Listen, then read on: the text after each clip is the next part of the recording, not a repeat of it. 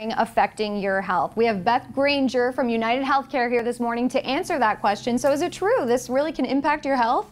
Oh yes, people don't realize, but with our busy schedules and we're running around trying to multitask all day long, sometimes what we're wearing can definitely affect the overall well-being of our health. So let's start with shoes, because I see you have a couple pairs here. What's going on with that? Okay, so flip-flops. So when you're wearing flip-flops, they are no support really provided within a flip-flop for the most part. So you really want to think about when you're doing long time walking around that you would limit wearing the flip-flops and try to find another shoe that had a lot more support, especially for kids or teens, because their heel bones are still developing.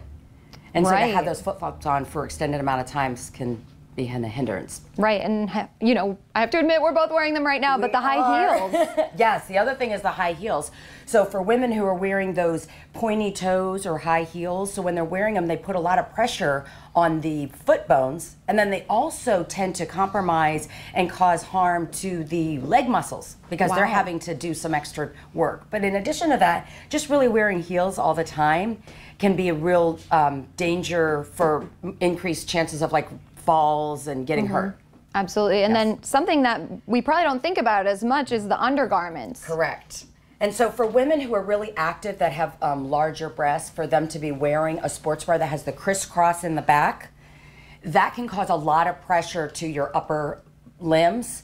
And so it can cause small tissue damage and then also some neurological symptoms in your upper limbs also. So they really do recommend wearing the vertical straps. Wow, that is something you wouldn't think about. And then for the gentlemen, you have the neckties. Yes. And so thinking about when you're wearing a necktie, if you wear it where it's to the point where it's tight, where it's almost uncomfortable, that's cutting oxygen off to the brain. And so our brains are very sensitive to oxygen, and it's much needed. And so with that lack of, and they had a study which was up to about 7.5% oxygen loss can be detrimental to our functioning.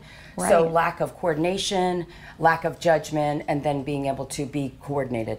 Absolutely. And for anyone who wants to revisit this information maybe online, is there a link or somewhere they can find more about this? Yes, so UHC has a news site, so you can go there and get all the information on this topic or lots of other health-related topics also. Absolutely. Well, thank you so much for being with us this morning, Beth. For now, Chris, I'll send it back to you.